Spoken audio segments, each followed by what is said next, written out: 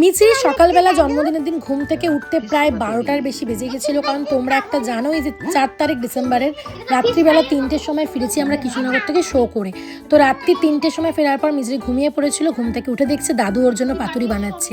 আর তারপর আমি ওকে একটু ফ্রেশ করে বসালাম। অনেক রকম গিফট এসেছিলো, সেইগুলো ওকে খুলতে বলেছিলাম। সৌমিতা মেয়ে পাঠিয়েছিল একটা সুন্দর কেক আর কিছু ক্রিসমাস কেক, সেগুলোর ভিডিও তোমরা দেখেছো। যেহেতু আগের দিন রাতে একটা কেক কেটেছিল 12টার সময় কৃষ্ণনগরে, তোমরা সবাই দেখেছো ভিডিওটা। আমাদের প্রচণ্ড ভালো লেগেছিল যে 100 কিলোমিটার দূরে গিয়েও সেখানের মানুষ এতটা ভালোবাসা দিয়েছে।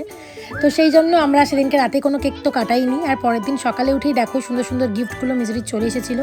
সেগুলো মিছরিকে বলেছিলাম তুমি সবার গিফটগুলো একটু ওপেন করো। তো প্রত্যেকের গিফট ওপেন করেছে মিছরি। সুন্দর সুন্দর আইসক্রিম ছিল, কেক ছিল, জামা ছিল। তো তারপর চান টান করে মিছরি ভালো করে ঠাকুর মা স্বামীজিকে নমস্কার করে নিল। ওকে আমরা শেখাই না, এগুলো কিন্তু নিজে থেকেই করে। কখনো এমনি প্রণাম করে হয় না, সবসময় সাষ্টাঙ্গে প্রণাম করতেও কখনো বলে না। মন্দিরে বা যাই যেখানেই যাক না কেন ভালো করে ঠাকুর মা স্বামীজির থেকে আশীর্বাদ চেয়ে নেয়। তারপর সুন্দর করে ওকে সমস্ত রান্না সাজিয়ে দেওয়া হয়েছিল। দেখো তোমরা কিন্তু জানো মিছরি কী কী রান্না হয়েছিল, নিজে বলেছে তোমাদের ভিডিওতে। তো সে সমস্ত রান্না খেতে খেতে ওর কিন্তু একটু ইন্টারেস্ট ছিল না অন্য রান্নার প্রতি। ওর সব থেকে ভালোবাসা ছিল ফিশ ফ্রাইয়ের প্রতি। মিছরি ভীষণভাবে ফিশ ফ্রাই প্রেমী। ও আইসক্রিম আর ফিশ ফ্রাই হচ্ছে সব থেকে প্রিয় খাবার। তো সেটা হাতে পেয়ে গেছে মানে ওর ভীষণ আনন্দ হয়েছে। তো সেটা নিয়ে ও অনেক কিছু বক বক করছিল আমাদের সাথে। তারপর দাদু ঠাম্মাকে সুন্দর করে খাইয়ে দিচ্ছিল, তোমরা একটু খাও আমার থেকে ফিশ ফ্রাই।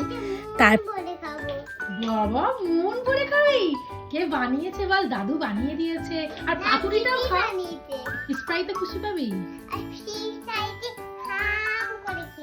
আচ্ছা ঠিক আছে। Happy birthday to you. Happy birthday to you. Happy birthday dear Sona. Happy birthday করে সবার সাথে একটুখানি কেক কেটে নিল।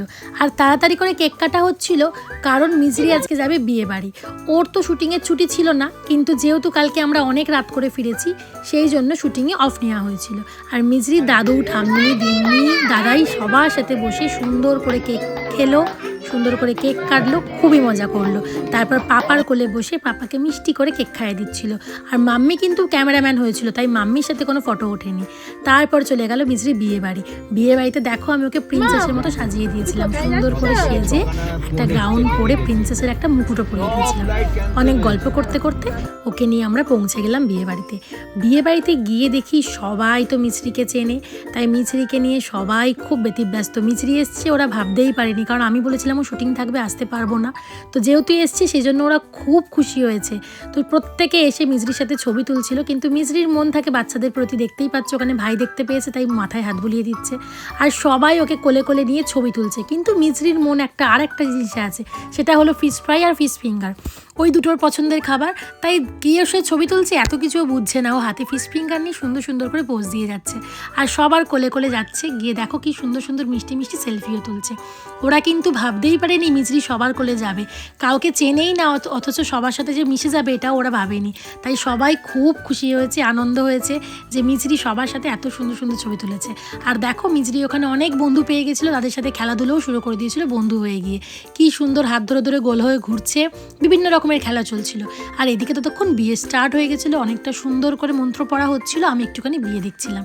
তারপর মিছরিকে গিয়ে খাইয়ে দাইয়ে রাত্রি ফিরে এলাম। কিন্তু মিছরি এনার্জি তখনও শেষ হয়নি। দেখো বাড়ি এসে কত গল্প শুরু হলো।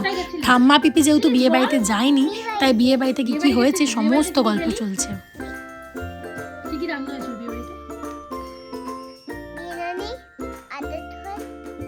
বিরিয়ানি আর আদার ঝোল।